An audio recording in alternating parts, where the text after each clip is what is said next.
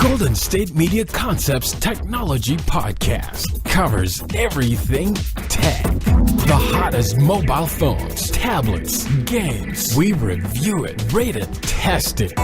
Whether you're Microsoft or Apple, Android or iPhone, we'll give it to you again and again. Black and white. The Golden State Media Concepts Technology Podcast.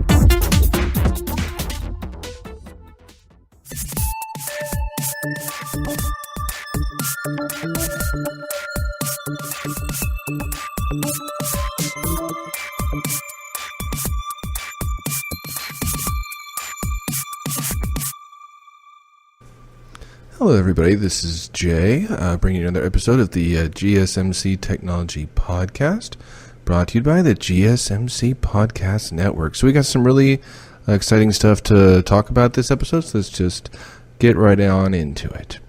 So first one is Kahoot. Kahoot is a startup that operates a popular platform for user-generated educational gaming, which raised $50 million in October this year. And it was mentioned that Disney had a stake in the company by way of the Disney Accelerator, and it had an option to become a larger shareholder if it exercised its warrants. Now, with some 60 million games on the platform, Kahoot announced that this has come to pass. Disney is taking that option, working out to a 4% stake in the startup at a $376 million valuation, based on the current share price of 28 Norwegian kroner. Shares of Kahoot are traded on the Norway OTC as an unlisted stock. It makes Disney's stake in the app worth about $15 million, although the actual value of the warrants Disney is exercising is, of course, smaller than this. Kahoot did decline to comment for this story beyond the investment announcement posted on the exchange, but for some context, this is a nice bump up in Kahoot's valuation from October, when it was at $300 million. Other sizable and notable investors in the company include Microsoft and Nordic investor Northzone, which has backed Spotify and other significant startups out of the region. Now, on the part of Disney, it's not clear yet whether its Kahoot stake will lead to more Disney content on the platform, or if this is more of an arm's length financial backing. It's not really too known yet. The two have already put Lucasfilm content on Kahoot, and there may be more to come.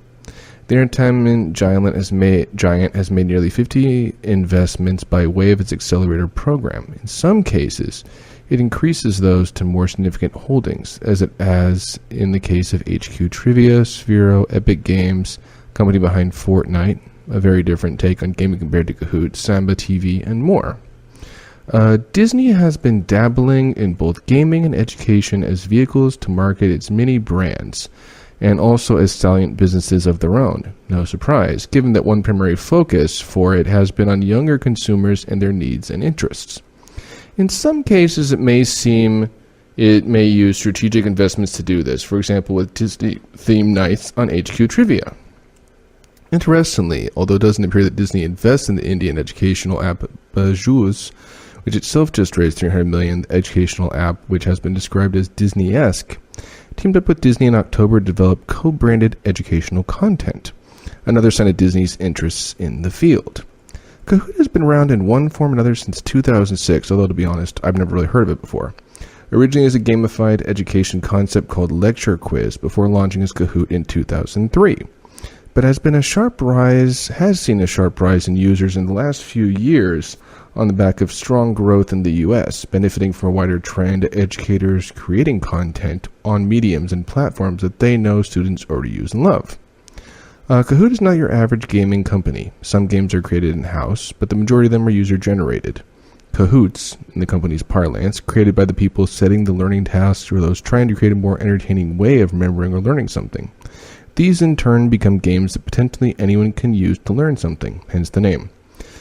There have been around 60 million of these games created to date, which is a pretty and amazingly huge number, considering that this is educational content at the end of the day. Kahoot has developed its business along two avenues, with games for K-12 students and games for business users, building training and other professional development, and a wrapper of gamification to engage workers more in the content.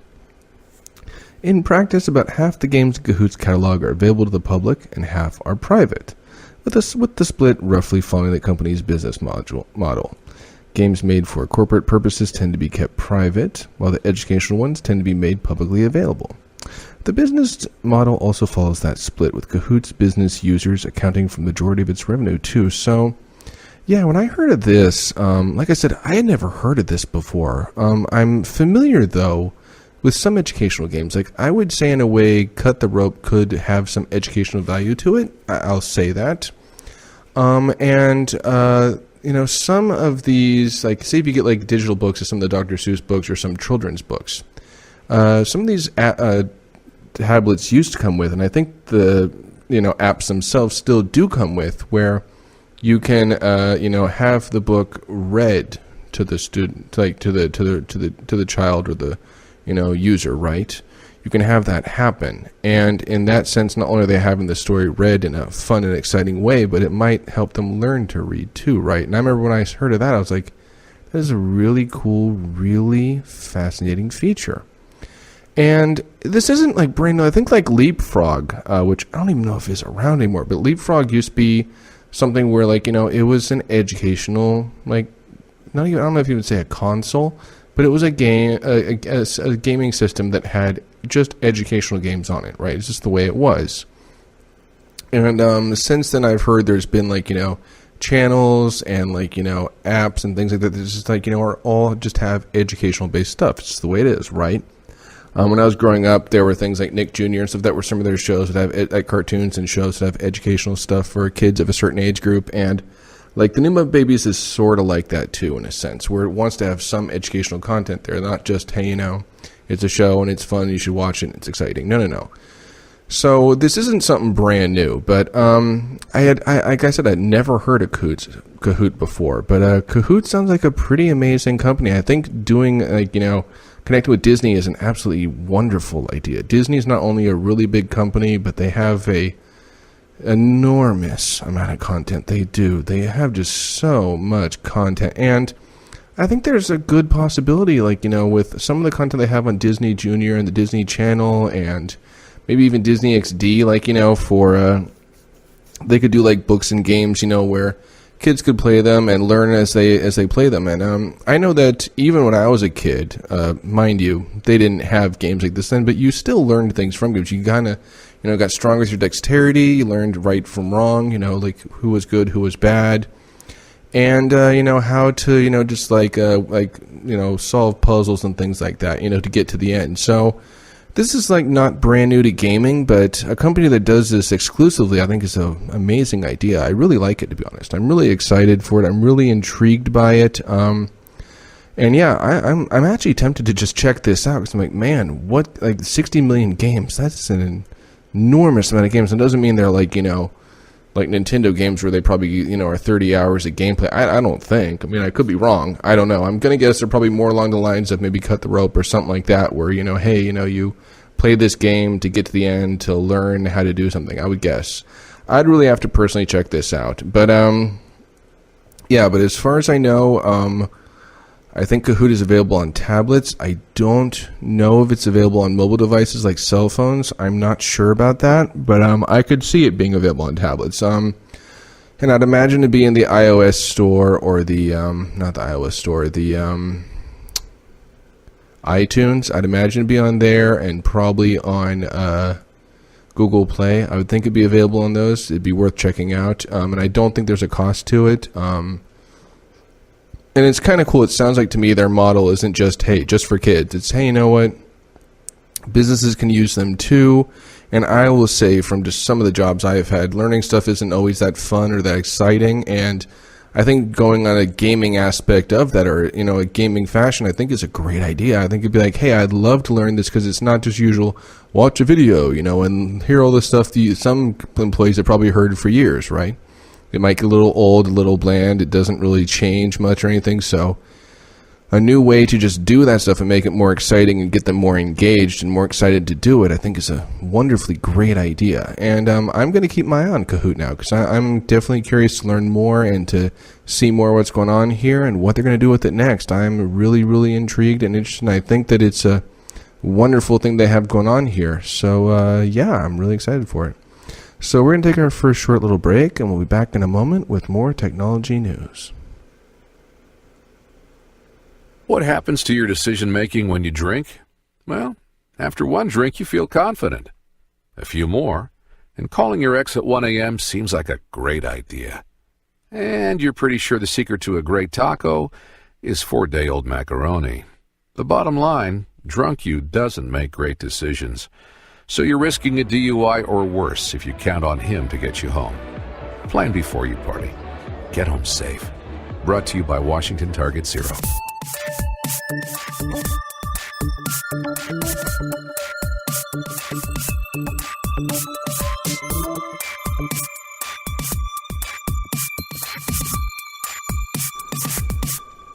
Hello there, everybody. We're back with some more technology news. So this is another interesting little article that I had never heard of this before, but it's actually not that far from me where this has been going on. So it starts with San Francisco partially banned delivery robots because they obstructed pedestrians. So Postmates built one with eyes, turn signals, and a mandate to yield. Serve is Postmates' new cooler meet autonomous stroller that it hopes can cut costs and speed up deliveries.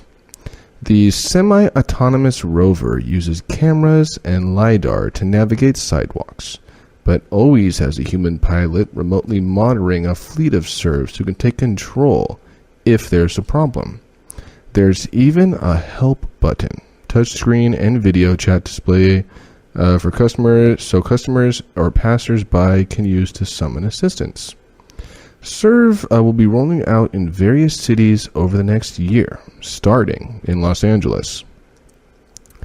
It does deliveries to customers that unlock its cargo hatch with their phone or a passcode, but also can grab food from restaurants in congested areas and bring them to a Postmates dispatch hub from which delivery people can take the packages the last mile.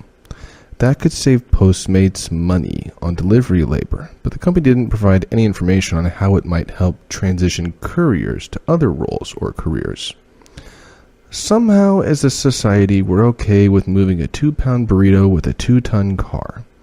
All the energy is used to move the car, not the burrito. And there's all the congestion it introduces, says Ali Kashani, VP of Postmates X Special Projects. So, Postmates spent the last couple of years piloting autonomous rovers built by Starship and Robbie before deciding only it had the on-demand experience to build the right bot. Serve can carry up to 50 pounds of goods for 25 miles on a single charge, enough to make around a dozen deliveries per day. Thanks to a low center of gravity achieved by building the battery into the bottom of the chassis, it's less likely to get cow-tipped. It uses Velodyne LiDAR and a NVIDIA Xavier processor to tell where it's going. Avoiding becoming an obstacle to seniors, children, and people in wheelchairs will be critical if cities are going to allow robots like Serve to operate. In December, San Francisco nearly banned the bots by limiting companies to 3 robots each, with only 9 total in the city that are relegated to low population areas. And they can't travel more than 3 miles per hour and must be supervised remotely by humans.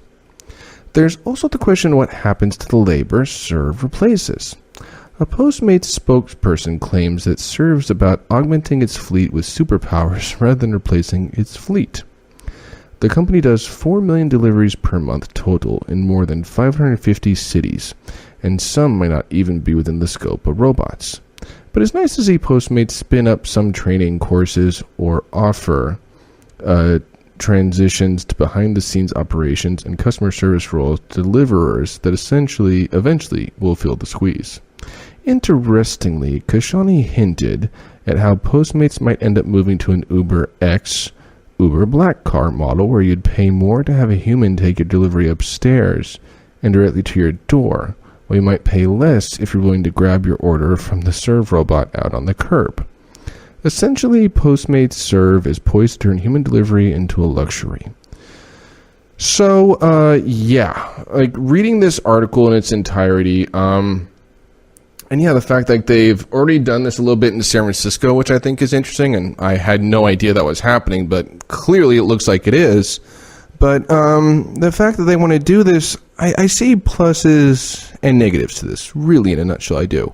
So the plus is, yeah, it'll like, probably get stuff to people faster, maybe a little bit quicker, with less hassle, less human error.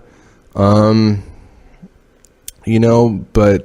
if it's only got a 25-pound limit, it's only so many packages it can carry at a time, right? And only for such an amount of time, too. Correct. So, it sounds like it's, in theory, not a bad idea. But, yeah, I do agree. I am very worried about, well, what are you going to do with the people who already do the deliveries, who go around from block to block and, street to street and city to city, however, far they go. What's going to happen to them? And it's a little distressing when it's like, well, there isn't really an answer right now. There isn't like, oh, don't worry, we're going to have them, work office jobs, or we're going to have them still do this, or we're going to have them controlling the, the surf. It doesn't say any of that. And that is a little disturbing. That's a little, not disturbing isn't the right word. It's a little distressing, maybe is the better word.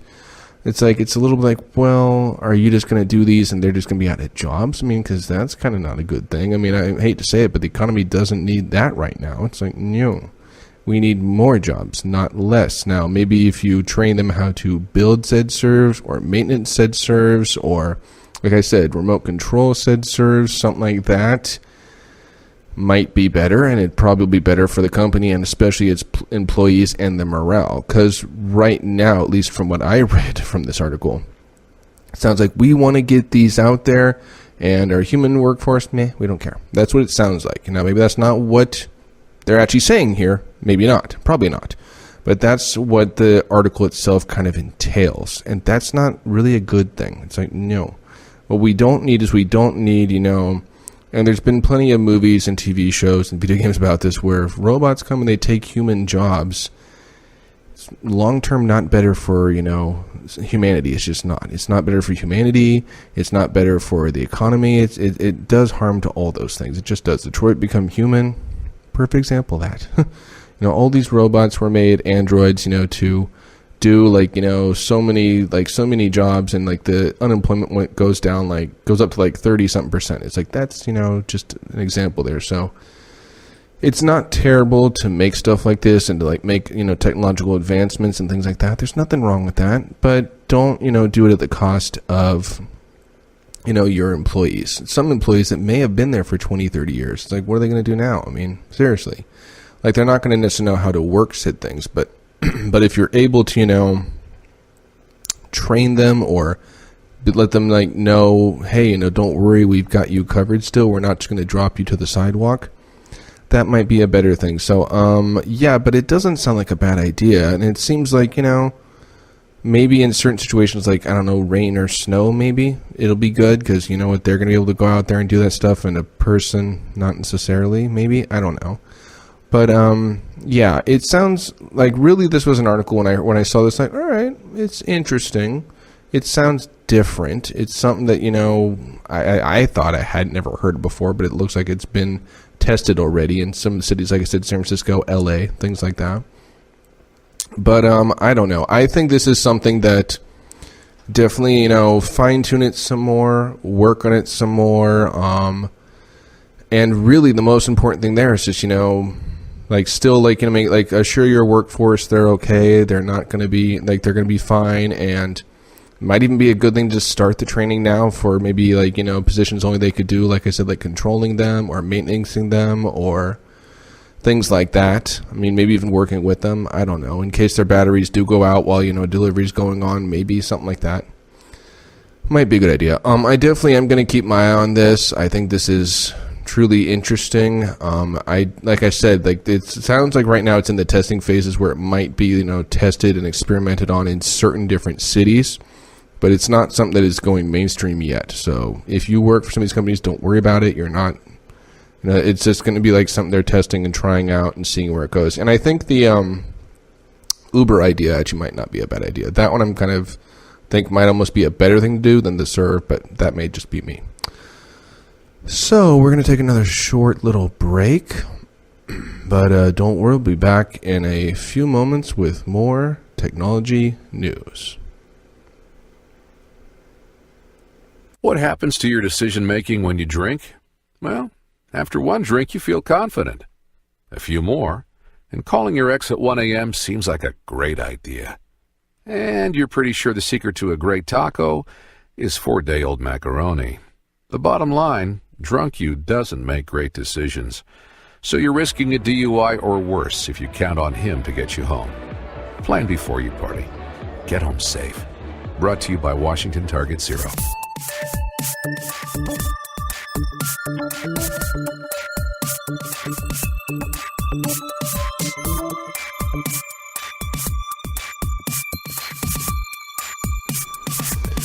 Hello there, everybody. This is Jay, back for some more technology news. So this is usually one of my favorite parts of this podcast, usually. And this, I usually try to keep myself pretty in tune to the new games coming out, things like that. But somehow this one fell completely under my radar. I'd never, ever heard of this game before. Now, I don't know if it's because maybe it just got announced very recently.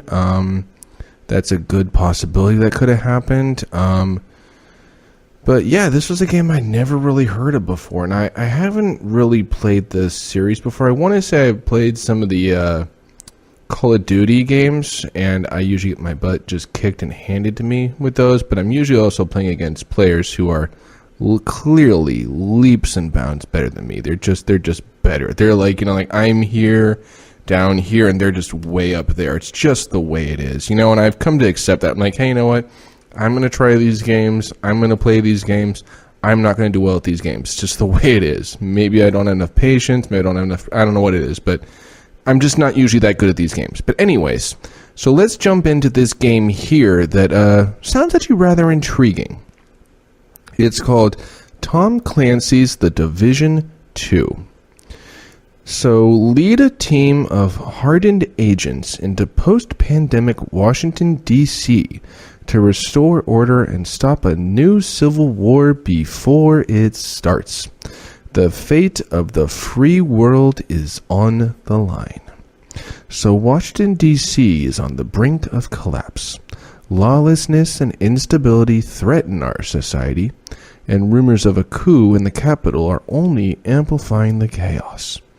All active division agents are desperately needed to save the city before it's too late. After you complete the main campaign, you can gain access to new specializations such as Demolitionist, Sharpshooter, and Survivalist. Each specialization will open up an entire new progression system with new skills, mods, and unique talents to acquire and maximize your agent efficiency in your chosen role. So this game was built with an endgame first mentality, ensuring players always have access to fresh, unique, and diverse activities long after completing the main campaign. Tom Clancy's The Division 2's endgame will introduce brand new challenges and progression systems, unique twists and surprises, and, for the first time, raids. Players will also be able to access a wealth of post-launch content, including a full year of free additional story-driven missions, map expansions, and gameplay modes.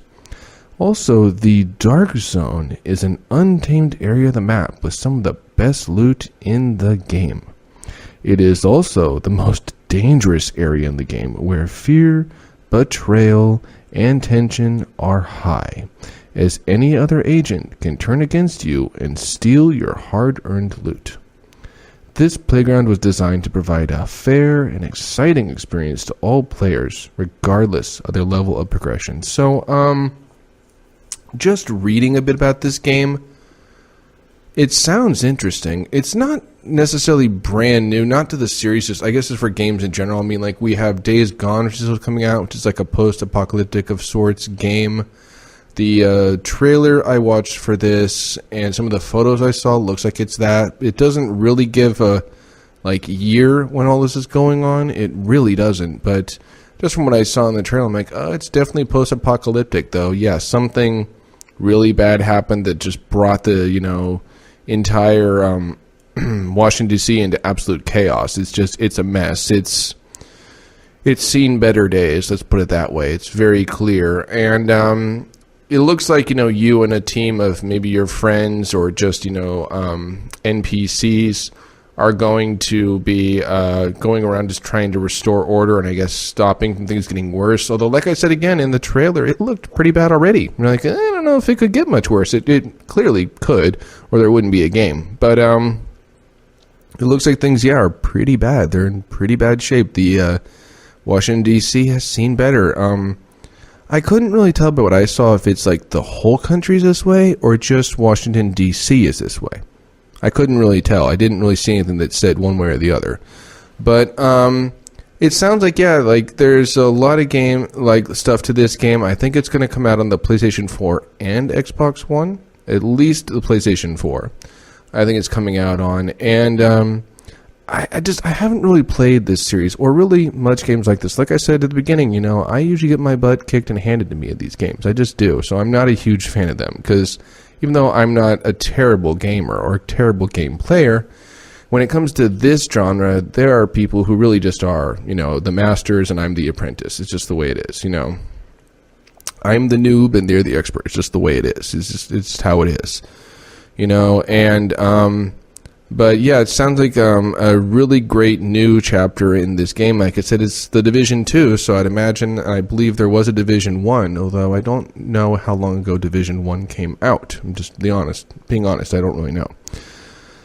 But I do know that it sounds like this is a game that isn't over once the main objective is over, and that's kind of a nice thing. I'll admit that some of the games I have played recently and in the past, it's like once you do everything okay, well that's it, the game's over, and it's kind of like a letdown. It's like, well, it was fun, but no mas. And it sounds like this game's like, no, there is mas, plenty mas, which is nice. I'm sure that as it goes along, it sounds like they're even saying there'll be a DLC, which I think a number of these games like to do, and it keeps the players engaged and things like that, and gives them new things to do and new things to unlock, which I don't think is a bad idea at all. I mean that it's really not. I think it's like, hey, you know what? That's a great plan. You should totally do that. And even Nintendo has done that lately with some of their stuff, and it has been good results. I mean, they did on Breath of the Wild. They had what was the pack called? It was like, I can't even remember what it was called, but the point is they did it where like, hey, there's new bad guys, there's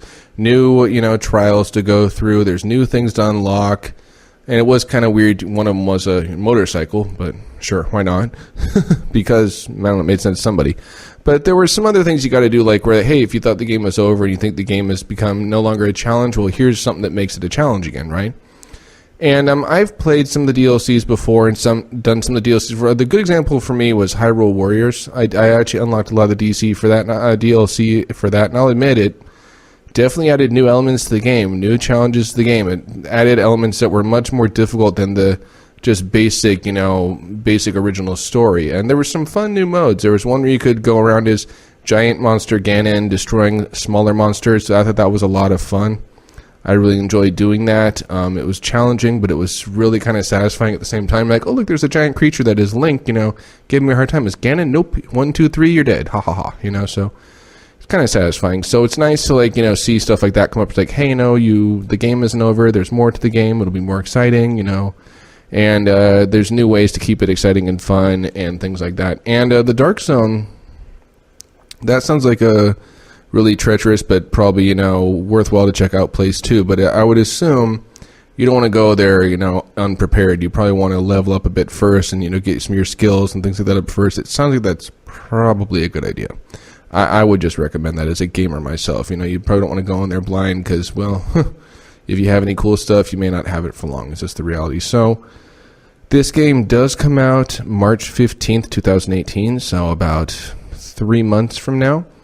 And like I said, I know it's coming out on PlayStation. I am not sure if it's coming out on Xbox, but I would think it's going to be on PlayStation 4 and Xbox One, I think. But I'm not sure about the Xbox One. But it just sounds like this is a game that I could see being on both platforms. But Don't quote me on that. I'm not 100% sure. I'm really not. It's just the truth. But yeah, definitely check it out. I think it's going to be a lot of fun. And if you're a fan of this series, then these kinds of games, this is going to be one you're definitely going to want to play. So that's all we have for this episode of the Technology Podcast. I had a lot of fun bringing all this cool stuff to you. I hope you learned some really cool things. But don't worry, we'll be back soon with more Technology Podcast news.